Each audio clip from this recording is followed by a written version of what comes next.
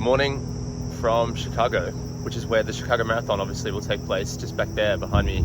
In less than 50 days, we have less than 7 weeks. 7 weeks as of yesterday. I look like I've aged about 3 years in the last month, maybe all of that in the last week. I did my first 100-mile week last week, which finished yesterday. I'll take you through that. So yeah, this is a little vlog weekly going into the marathon.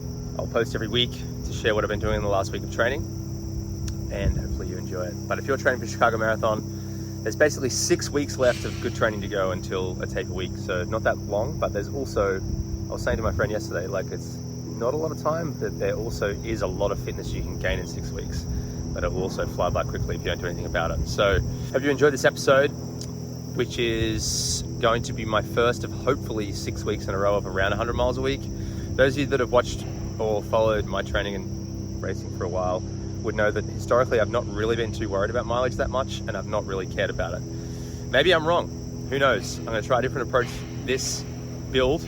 I've been influenced by a marathoner much better than I have, who I've been running with a little bit here, Colin McCow, who's run 2:11, and he said just try it, give it a go. So I will. What's worse that could happen?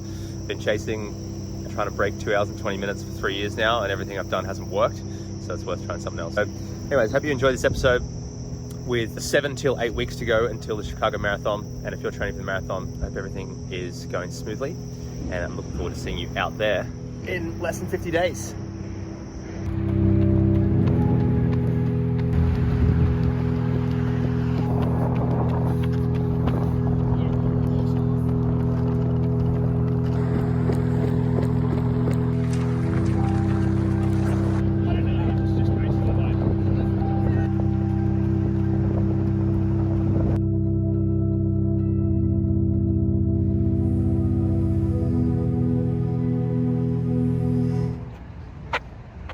Just there is the Chicago Marathon finish line, and even further down in the distance is the Chicago Marathon start line.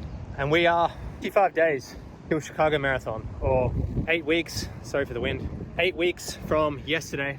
And so these vlogs will become a weekly occurrence from now.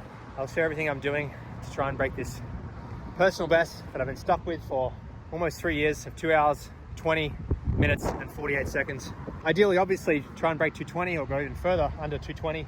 But I want to share in this episode, or at least to start, clearly the 3 things that I've changed or that I'm doing differently to see if it'll move the needle.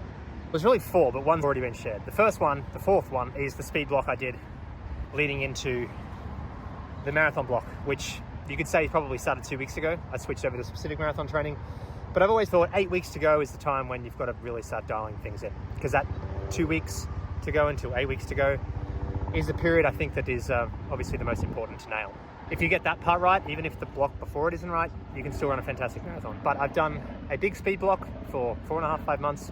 And to be brutally honest, I don't really know how much that's helped at the moment, because it's so hot here every day that the workouts have not been that great. They haven't been very fast.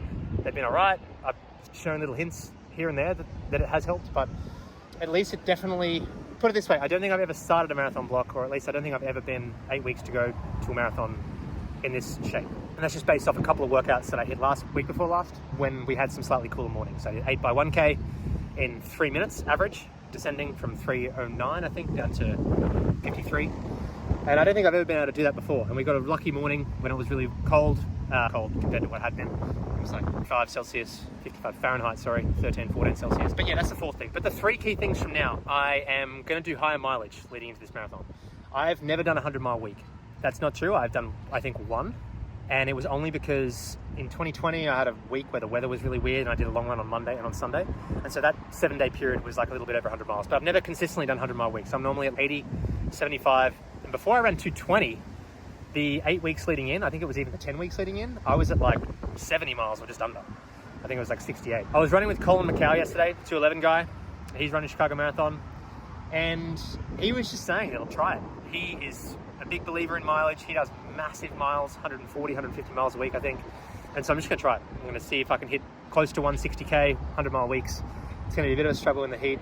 I've even found doing sort of 85, 90-mile weeks the last couple of weeks pretty hard in the heat, but let's try and suck it up. And luckily the summer is slowly coming to an end. Slowly having cooler mornings, at least the forecast this week. So that's probably the biggest thing.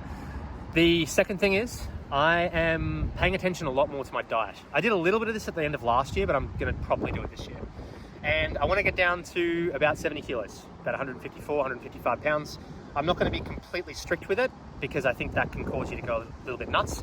And I also want to be clear in saying that I don't think people should necessarily follow this part at all. This doesn't work for everyone. I don't even know if it's going to work for me, but I'm doing it because I noticed that when I ran my best half and best full and best 10, I was about 70 kilos, 71 kilos. I was I think I was about 71 kilos, which is like 156. Yeah, I'm dialing in my diet to see if I can get a little bit lighter, and I'm already at about 158 pounds, which is about 71 and a half kilos. And I've dropped pounds, 3 kilos in the last 2 months. And I'll go into detail about that in another episode.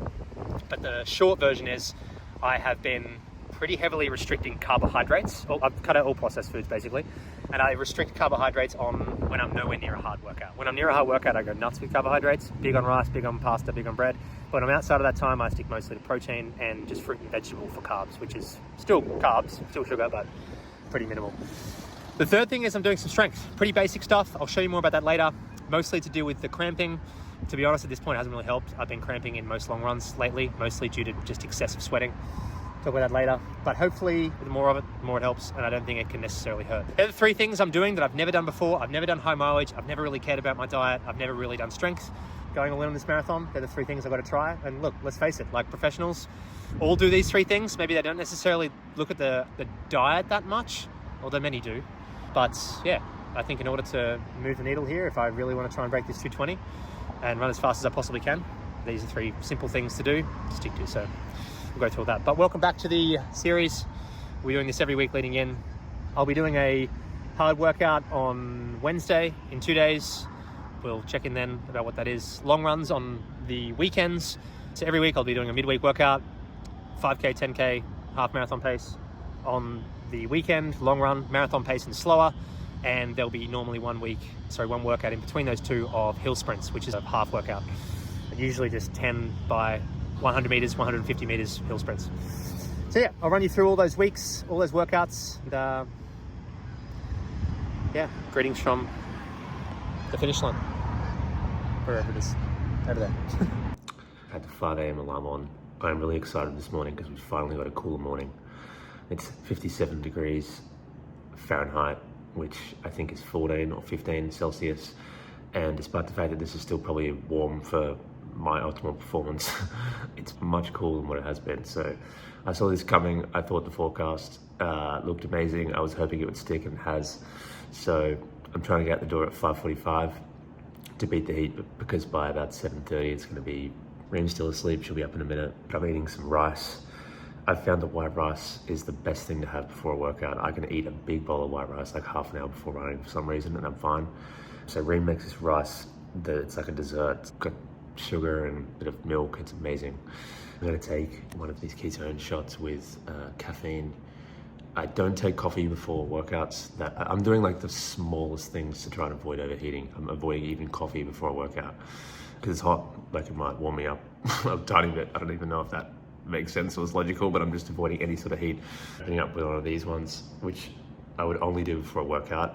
I think people that have watched enough of my content know I love Monster. I have no affiliation with them at all, but for whatever reason, half a can of this stuff makes me really want to train hard. Half a can of this, it's for like 100 milligrams of caffeine, another 100 milligrams of caffeine with the ketone shot. I love this flavor actually. Ketone IQ have really lifted the game with their flavor with this one, the peach one, so I'll have one of them. I'll have one of these during the workout as well. And then 2 of the very best gels, Precision Fin Hydration during. Don't really need the gels during this workout. It's just more for GI practice and making sure the workout is as high quality as possible, I guess. And of course, I'll take some of the drink mix as well. What's the workout? Long grunder, 4 miles, 3 miles, 2 miles, 1 mile. All at marathon effort, so that's 6.4K, 4.8K, 3.2K, 1.6, hopefully around 5:10 to 5:15 mile, 3:15 per K roughly, with 1 mile float. I guess probably around 6 minutes, 3:45 a K, 13 miles total, pretty much running a half marathon. If I hit all those paces, I should run half marathon in around goal pace, maybe slightly slower, 1:10. But 13 miles is not, it's 0.1 of a mile short of half marathon. So yeah, we've got a good morning for it. which is huge. And yeah, we'll show you some footage of that later.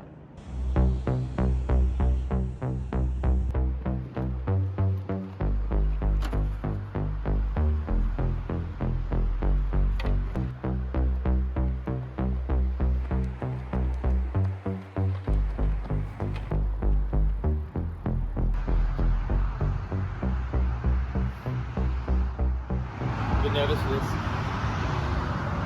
The long grinding ones, they're like so specific to the marathon. And then the last few miles, probably the last 3 miles, will be really hard. You have a fun workout. Yeah, I explained it when you were asleep actually. Oh, did you? 4 miles, 3 miles, 2 miles, 1 mile. All around sort of marathon effort. The mile float, 13 in total. I assume the overall pace of the 13 will be pretty close to the marathon goal pace, slightly slower because of the float miles, but should be good. We're going to head north, 4 miles back, 2 miles out, 2 miles back. I love that workout when I had it a few weeks ago. The 2 mile effort will start to get hard, I think. We'll see. There's no altitude, but there is views.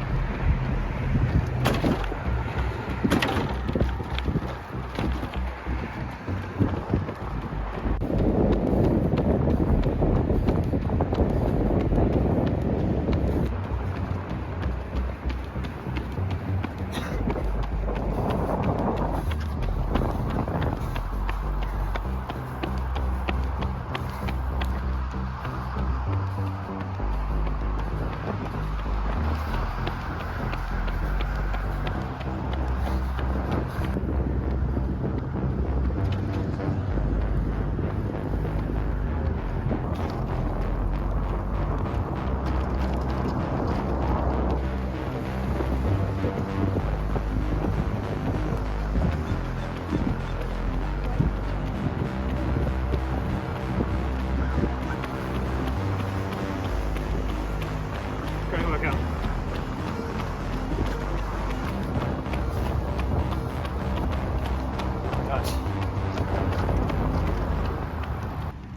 Alright, this is like the 4th time we're attempting to film this because we keep getting interrupted by Reem's friends and then a random dog. But a quick outro, or quick post-workout recap. Yeah, that went really well.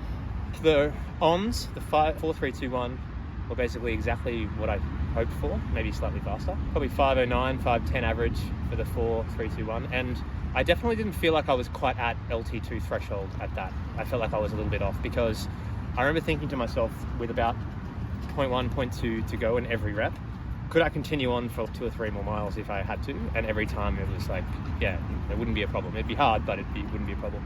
And I think that's exactly where you have to be, the marathon effort work. But the recoveries are where I surprised myself a bit. I thought the float recoveries, like I'm coaching a lot of people, and I always say to people, float means hold 2 ideas in your head. Run as fast as you can while recovering it at the same time. And whatever pace comes out, whatever pace comes out. Yeah. If you're really fatigued, that will be maybe a minute per mile slower than your marathon pace, maybe even slower. If you feel really good and you've fueled well and it's a cooler morning and you feel great, it can be like 20, 30 seconds a mile slower than your marathon effort. And I thought today it would be about 6-minute mile pace, 3:45 per kilometer, but it was more like 5:45 mile pace, which is like 3:35, I think, per kilometer. And I genuinely felt like through that mile, as the float mile, I was recovering more and more, but still running 2:30-ish, 2:33 marathon pace. So yeah, really good sign. 13 miles in 1:08:44. Should have kept running for another 0.1 and run a 1:09 low half marathon, but that's pointless. It would just be for the Strava flex. Stoked. Yeah, really good morning. Yeah, you crushed it. And there was a little bit of a strong gust of wind, but Yeah. It wasn't too bad. I don't think that was too bad. But it's good to practice that. I know how annoying this is to continuously say, but it just got warm towards the end. Like in the last few miles, it was 60 degrees, probably like 18 Celsius, 16, 17. And yeah, for me, that's warm. For most people, that's lovely. But for me, that's just a bit warm. Compared to most other mornings, it was a bit cooler. And look at this, beautiful. It's a gorgeous morning. Time to have a smoothie. Alright guys, throughout this video series I'll occasionally share some products, services, mobile applications that I've found interesting and useful that you might find interesting and useful too. And one of them I want to share today is a mobile application called Kaizen. They're actually sponsoring this series now, so huge thank you to Kaizen, but I've been using Kaizen on and off, admittedly, mostly on through marathon builds for almost 18 months now. I've had them on the podcast before last year, and Kaizen is a mobile application that does quite a few things, but one thing I want to focus on today is that they give you a predicted marathon time, which is very specific. They use a special algorithm where you can plug your Strava, basically connect your Strava to the Kaizen app, and at the end of this particular week, my prediction was showing 2:16:48, which is exciting. I've put my target at 2:16. It then gives you goals to go towards in terms of volume and intensity.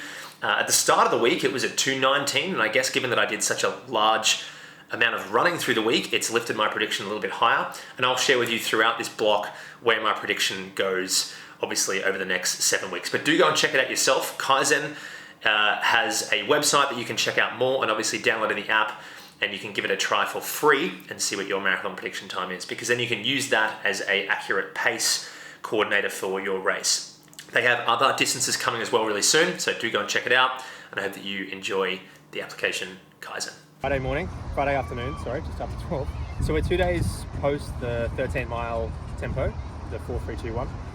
Recovered pretty well. Yesterday I did 2 by 10K easy runs, one in the morning, one in the afternoon. But today is an interesting workout that I said on earlier in the week that there's a few things I'm doing differently, and I actually left this part out. But this is a continuation of the specific speed work that I was doing between February and July when I was training more for the mile and the 5K. So we're doing hill sprints at about mile pace effort, maybe even faster, like 800 meter pace effort, but more like the mile pace up the hill. 10 by 100 meters. This is something that Renato Canova does. I've known about that for a long time, but I've never really incorporated into training. I've never really fully understood why marathon runners incorporate into training, because it's a workout that you would expect maybe like a 400 or a 4, 8, 1500 meter runner to do. And it is a workout that those runners do. But the more I learned about it, the more I thought this could be something that's beneficial for all runners, but especially me because I come from a speed background. The muscle recruitment is the main thing there, just having those muscle signals firing from the brain to the hamstrings, the calves, in doing this sort of intensity, because it's 15 seconds flat out times 10, about 100 meters. There's a mark up there that's right around in seconds for me, which I think is just shy of 100 meters, but that's besides the point. And the recovery is whatever you need. There is no recovery. I tend to walk, jog back, maybe about 90 seconds to 2 minutes. Sometimes after 5 or 6, I take 3 or 4 minutes. I learned that it doesn't matter. You can even take 5 minutes between every one. The point is to try and really go close to 100% effort on every one, but it's only 15 seconds. The reason why I'm using the bridge is because Chicago is so flat, believe it or not, that at least within, I don't have a car because I live very central, and this is the steepest hill within probably about 7 or 8 miles of me. So I don't really want to get an Uber or take public transport. Could do that. But this is 3 miles away, just shy of 3 miles away. The Chicago Marathon course is actually just about half a mile that way. It runs parallel to this road, this lakefront. But this is probably a 4% gradient, I think. I think in an ideal world, you'd want to be doing these at closer to 6 or 7%, but this is all I have. So yeah, 10 by 100 meters, 95% effort up the hill, slow walk, jog back. That's all it is. I've been doing this every week, and I'll continue to do it every week leading into the marathon because I feel like it's really helping. I feel like it's keeping my top end speed there. It's interesting though, because even during the 10 by 1K workout I did 2 weeks ago in 3 minutes, and in between the 13 mile tempo run, I almost always feel like I have an extra gear physically. And I don't know if it's because of this sort of workouts. I think it might be. But even in the 10 by 1K, when I was going from 309 down to 253, this is like 2.5 weeks ago, I always felt like at any point, if someone said, do a 30-second surge, like really fast at 4-minute mile pace, I felt like I could have done it, despite the fact that I was oftentimes struggling aerobically, in the lungs. And I've never felt that before, and I've been feeling that in almost all workouts. So I think that's a good thing.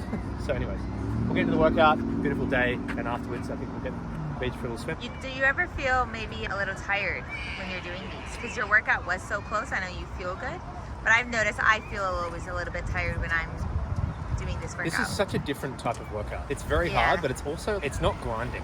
It's just, it would be similar to going to the gym and doing max I don't know, maybe that's not the best example, but you know what I'm saying? It's like very anaerobic and it's very different. And I am tired. When you're 7 weeks out for a marathon, you should be tired. If you're not tired, so it's normal for your legs to feel a bit like dead. Yeah, I do usually feel, in every workout now, your legs should feel a little bit dead. If you're going into any workouts right now with 7 weeks to go, feeling super fresh, it's not a bad thing, but you probably should be a little bit tired going to most workouts. But yes, I do start these workouts pretty tired, and the first one or two I normally feel pretty crap.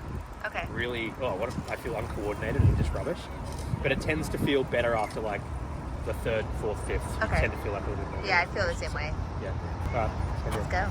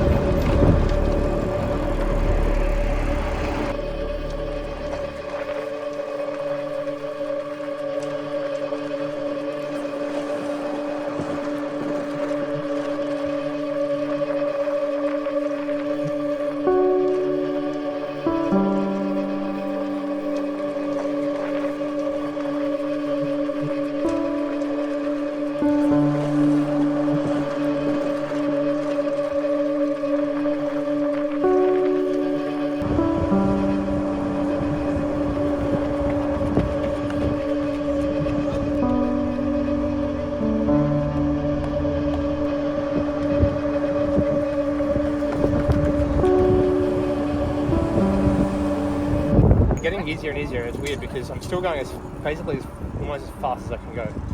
But I'm not getting, the weird thing is, it's hard to judge on a hill when you don't have the exact mark. I'm not getting any faster at them either, but they're getting easier. As in, after a minute of run up as fast as you can, walk, jog back, within a minute I feel like I can go again, even though I know there's benefit in actually having a little bit longer recovery. Whereas back in May and June, after 2 minutes of recovery, I would be still like, oh man, I don't know if I can go again. So it's interesting. I don't know if that's just an improved sort of anaerobic ability. I guess it is, but yeah, good workout. It's over quickly, these ones. It doesn't feel like a full workout just because it's 2.5 minutes worth of hard work. It's 10 by 15 second bits. Yeah, I've researched this a bit. There's evidence to show that even 5-second hill sprints can be beneficial for what I'm trying to achieve here, up to 20 or even 30 seconds. But if you do to 30 seconds, you want to take quite a bit longer recovery. But yeah, good workout. Long run tomorrow with a friend called Kenny. He's out here, and I think we're going to go out to a different place to do a long run. We'll see. So I'm checking with you tomorrow.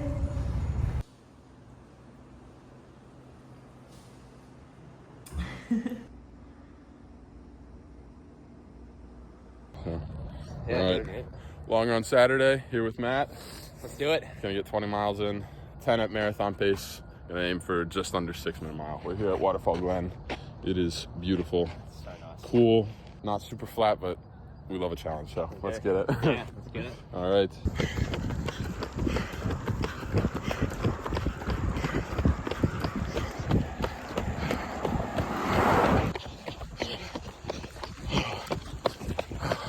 Almost done. Hello, boys. How you doing? Kenny, crush it today. Dude. How do you find Waterfall Glen? Oh, I'm not sick of the lakefront yet, but I feel like hitting paces here with the rolling hills is a good confidence boost for a flat course in Chicago. He dragged me through that tempo. We did 10 miles at around marathon pace. That was the goal. Amazing. It was around 6:05, 6:07.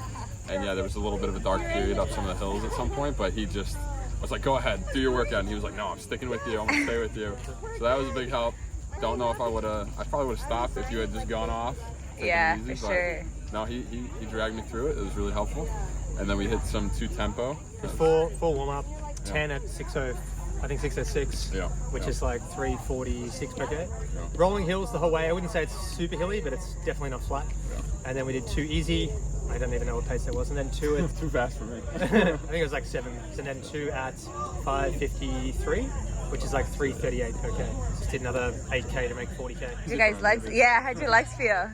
Good. Good. Yeah, I'm almost, not that I'm counting, I've almost hit my 100-mile week.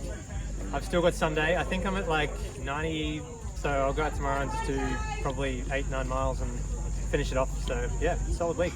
It's really nice to come out here. If you live anywhere near It was Chicago so and cool. you haven't been here yet, Waterfall Glen, It's not super fast, but it's Yeah. just And the so people nice. here I wish I are took so some more video nice. out there, but yeah, you were saying compared to New York. I don't No, Everyone's New York saying is- hello. I don't think we passed by one person without them being like, looking great, guys. Keep Yeah, yeah. going. You're killing it. It's like Yeah. the best Oh my motivation. God, yeah. My heart is full. Motivators. Yeah. We're gonna Yeah. go eat something big now. We're not sure what it is. Probably pancakes and Nutella, but we'll see what's around here. Yeah. Amazing. How many How'd gels? you go, Rick? Curiosity, Selfie. quickly. Huh? How many gels did you guys take? I took about 230 grams of carbs in total, which is Okay. about 80 grams of carbs an hour. Yeah, I took It was good. Yeah. almost 3 gels, which is 45 grams each. Yeah. So I took the big ones. yeah, the big ones. Yeah. So it was almost like 4.5 gels before just testing the stomach. Yeah. Same here. Yeah. Yeah, I took one before and then 2 during. What'd you do, Ren? I died a little. I can't even grab my hand. No, it was good. It was good. I had 20 miles easy. I think I ran with Omar, ran into a couple of friends on the track, like you said. They're amazing out It was there. like Moy Ben Road out there, wasn't Yeah, it? There was it so was many packs of amazing. people. I think Kara was out here, which was great. And we had fuel every maybe 3 miles, so you can't die out here really. But it was nice and comfortable. I think I stayed around 8:45, and then I stayed between 9. Got a work call, tightened my legs a little bit because I had to stop for 15 minutes. But I just powered through it and feel good, feel strong. Killed it. Yeah. A strong finish at the end. But it was great because in the first hour and a half, I would say I didn't feel the sun, like it was cool. Yeah. Like in between, I just felt like there was a nice breeze. When it warmed up the last maybe 30 minutes. The shade was so nice. Oh, it was so nice. I can't say, I mean, I love the lakefront, but this was pretty nice. Let's go eat. I'm so hungry. Bye, guys. Okay, welcome to Sunday, the last run of the week. And there's a significance in this 10K jog I'm about to do. So I'm doing 10K easy and then some strength exercises. K will make me pass 100 miles for the week, 160K for the week, which is what I wanted to do for the next 6 weeks to see if it will work, to see if it will give me an extra sort of edge. But it's funny, I was thinking before that we count mileage based off what a number will tell us on the screen. So Strava, at least my Strava, I don't know if you can change this or not, you might be able to, but my Strava counts from Monday to Sunday. And so this will count me over 100 miles from the Monday to Sunday. But I realized before that because I did my long run last week on Sunday and this week on Saturday, technically from yesterday, if I counted from one day before, so if I counted from Sunday to Saturday as opposed to Monday to Sunday, which is still the same 7 days in a row, I would already be way over 100 miles for the week. Because I did the long run yesterday on Saturday, I only did it on Saturday because Kenny was coming and he wanted to do it on Saturday, and I don't really mind what day to do it on. In theory, the last week, up until last night, or up until yesterday, was probably like 110 or 100, maybe even 115 miles, because I did 22 miles on Sunday last week and then 24.9 miles yesterday. You know what I'm saying? So it just goes to show in a weird way how silly it is chasing that particular number because of that interval, but at the same time, I do get the point of it to make sure that your volume is high. But this will make me tick over the 100 miles for the actual Monday to Sunday week, so stoked about that. And yeah, try and keep 5 more of these going after this. All right, it's so hot. There's a little mini heat wave here. I don't know if you call it that, but it's like probably pretty close to 30 degrees Celsius, maybe 90 degrees Fahrenheit. The Triathlon Super League's on today, actually, in the city. We might go in and watch it. We're in there a little bit earlier, watching some Sweat Elite Coaching Academy members compete. But yeah, all right, I'm going to stop procrastinating and just get this freaking run done.